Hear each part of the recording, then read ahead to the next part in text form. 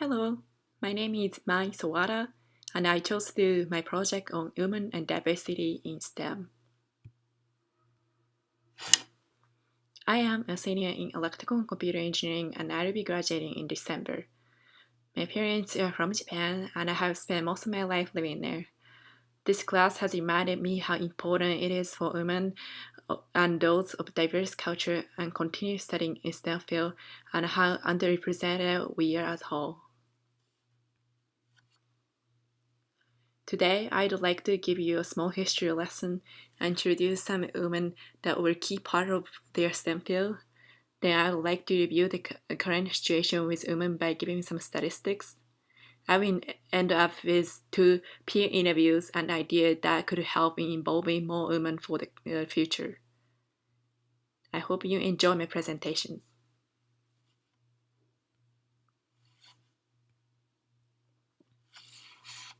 So for today's history lessons, I chose women that were represented on the White House's website.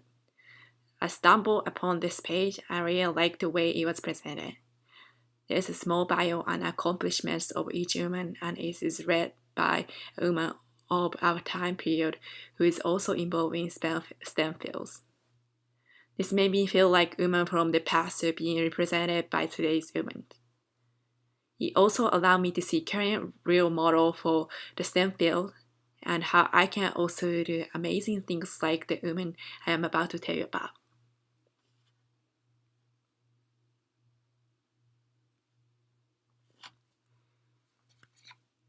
Ada Lovelace. Also, it is not well known, Ada is considered one of the first to think of programming. According to biography.com, she was born in 1815 to the famous poet Lord Byron. Her love for math and poetry allowed her to make a connection between math and language early on. She assists Charles Babbage, who created the mechanical computer. In a paper she wrote in 1843, she outlined all of her ideas, and on there she wrote some early code. She is considered the founder of computer science.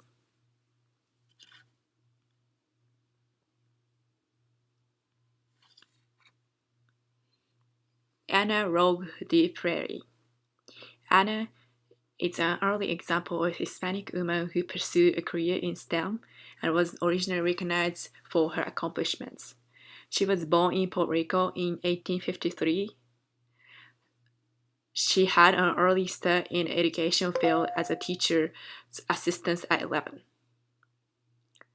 Later, she held school at her home at age of 13. Anna wrote her first geography textbook for a student, and today it is used by the Department of Education at Puerto Rico. Her passion for science didn't stop there. She held many astronomy chats on the roof of her home in San Juan, and she authored a book of 6,000 plant species. For over 30 years, she worked on the botany of anthills, which included over 400 drawings. It was not published because it did not align perfectly with nomenclature created by mad botanists of that time. However, that didn't stop her. She founded many girls-only schools, including the College of Mayagüez. Today, it is known as the Mayagüez campus of the University of Puerto Rico. According to the American Society of Engineering Education, it is credited for the first creation of Hispanic engineers in the United States of America. Today, they have over 4,000 undergraduate students and 400 graduates every year.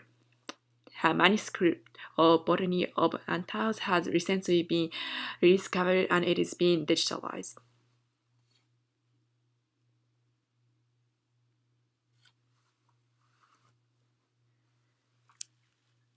Leanne Givers.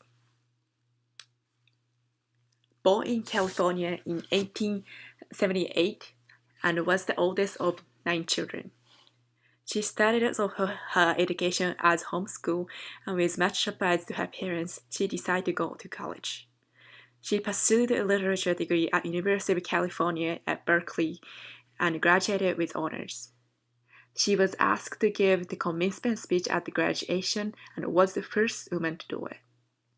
She also received her master's degree in English literature from Berkeley, and later she completed her PhD in psychology from Brown University.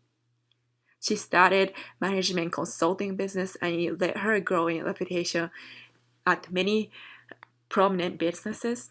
This led to her teaching classes, and eventually she became a full professor at Purdue. She assisted during Great Depression to help the stress and employment situation with a program called Share the Work. Throughout her life, she obtained over 20 honorary degrees. She was the first female member of Society of Industrial Engineers in 1921, as well as member of American Society of Mechanical Engineers. She was the first woman elected to National Academy of Engineers in 1965. In 1952, J.W. McKinley declared her the world's greatest woman engineer.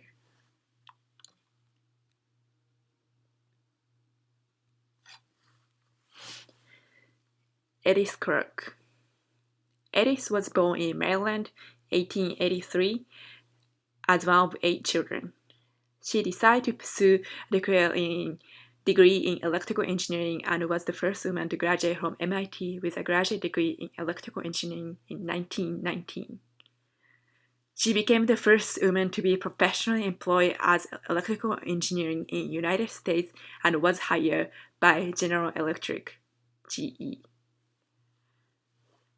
She was the first woman to present technical paper to the group that is known as Institution of Electrical Electronics Engineers, IEEEs.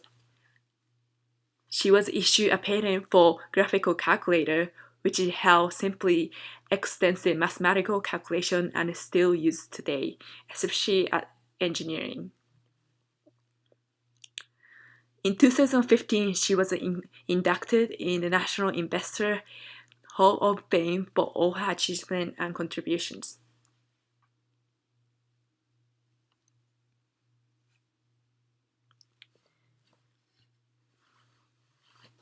Katherine Johnson. Katherine was born in 1918. She is known for being African American physicist, space scientist, and mathematician. She was huge in the development of our current space research and started the Langley Research Center in Hampton, Virginia in 1953. During that time, NASA was not yet an established organization, and she was an esteemed mathematician there, also known as computer. Many females in similar roles that were heavily involved in math computations were called computers.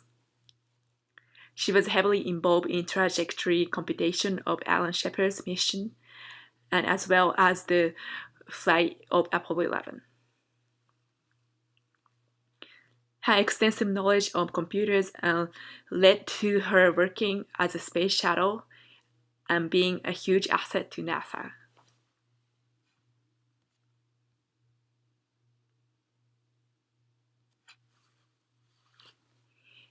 Ellen O'Connor.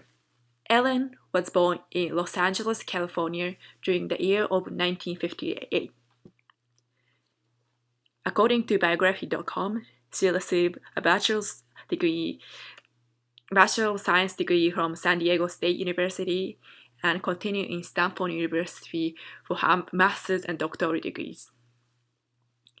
Ellen went to work with NASA and became the first Hispanic female astronaut in 1991. Since then, she was flown 4 times and logged more than 950 to 1,000 hours of time in space. She was also the first Hispanic and second female director of NASA's Johnson Space Center. One of her many accomplishments outside of space travel is her 3 patents for optical systems.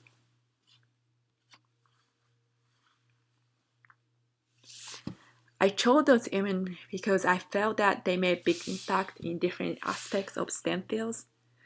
However, they are not represented in today's history books of lessons. We can all name great male scientists and visionaries, but we lack in knowing great females as well. That is why I felt it was very important to introduce those women and educate myself on their wonderful contribution to STEM. That is the first thing that needs to change in order for young girls to think about going into STEM fields. I think education about women in STEM is as necessary as women going into STEM fields. Next. I will show some numbers about how women are not fairly treated as men in STEM fields.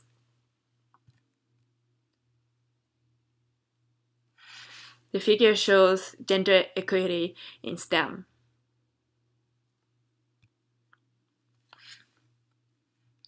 Figure 1 shows the breakup of men and women in their jobs as of the year 2009. As you can see, as many as women have jobs as men. However, if you look at STEM jobs, only 20% of women have STEM jobs compared to 76% in men in STEM.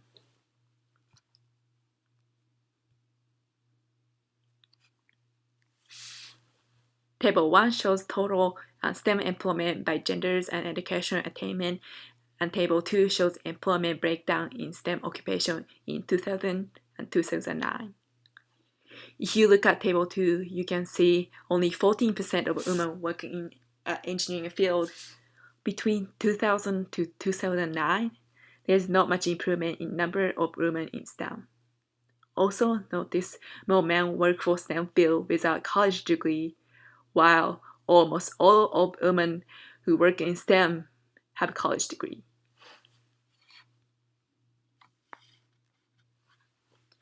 Figure 2 shows the share of STEM jobs attained based on educational degrees and genders. By just looking at those graphs, you can see huge gap of share of STEM jobs between men and women.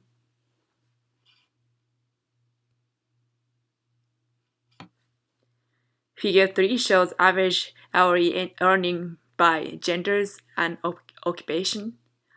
Women earn 21% less than men in non-STEM jobs and 14% less in STEM jobs, which means for every dollar earned by a woman, every dollar earned by a man, woman in STEM earns 86 cents.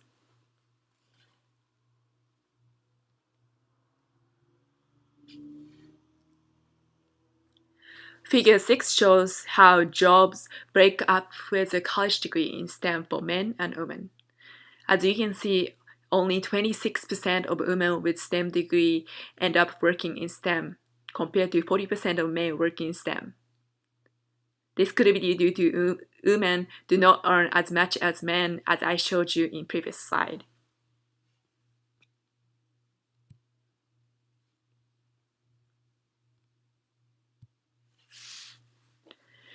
Although the data is from 2009, it was the most well-rounded representation of women and men that I could find from a single source. I did find more recent numbers. However, I felt that data was incomplete and this published journal was very comprehensive in its approach.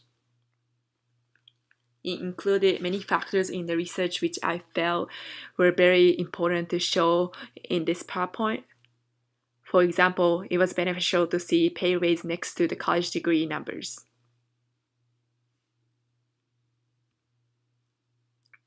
I felt that in order to get a full picture of women and diversity in STEM field today, I wanted to conduct a quick interview with some fellow female engineers. So I asked 2 fellow female peers about their experience with diversity in STEM. I asked them the following question, and here are the summary of their responses.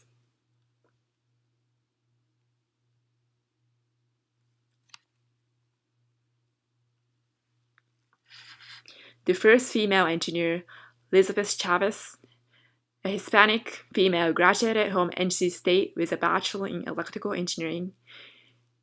Her graduating class was 8% female, and she considered it is a lot in comparison to other majors. She also has one female coworker in her current job. When asked if she felt any discrimination for her gender, she was relieved to never encountered that type of situations. When asked what advice she would give women pursuing a STEM field, she answered to leap at any opportunity possible and try new things. She recommends women to take advantage of extracurricular activities like robotic clubs, undergraduate research, and engineering honor societies. She said, I would say that if you ever feel insecure, questioning if engineer is a good fit, or if you're having trouble in a class, don't be afraid to reach out to your professors and talk to them. For the last question, what is one thing that school could change to make STEM more equally represented?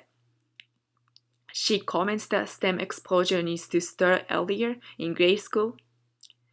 It is also very important to see women in STEM field both at those early levels and later on at the university level.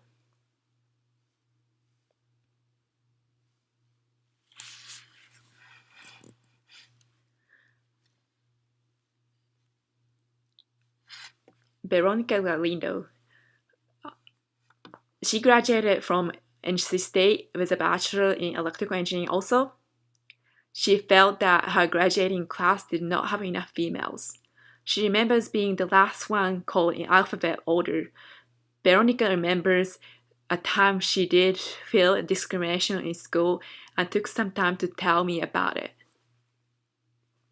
It was for a class project, a male peer asking everyone how they got their answers. I told him my process, and after he listened, he went off and asked someone else the answer. I knew my answer was right, and I felt that he did not listen to me because I was a girl. At first, I was upset and pointed it out to him, but I later ignored him and went back to work. When asked what advice she would give women pursuing a STEM, she said, go for it. She recognized that the material can be hard, but if they find peers and mentors who can help, it will be easier. You are paving the way for more women to be represented in STEM. When asked what one thing school could change to make STEM more equally represented, she answered with making the knowledge of STEM more available to students. She mentioned that she didn't learn what engineering was until she attended college. According to her, it's good to be more focused on helping students finding their talents and pursue fields that could use that. She thinks more female and diversity students would pursue STEM fields. She ends with, I know there are very accomplished women out there making big changes in STEM field, and if the school would teach us about those women, more of us would believe in ourselves.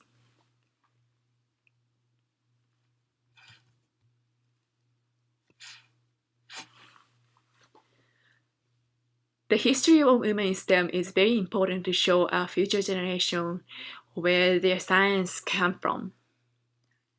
I believe most schools need to teach about women in STEM and their accomplishments. It was very important for me to research about those women so I can remember that females have been involved in science since the 1800s. They are very important to the discovery we have made today, and it's a reminder that I can do it too.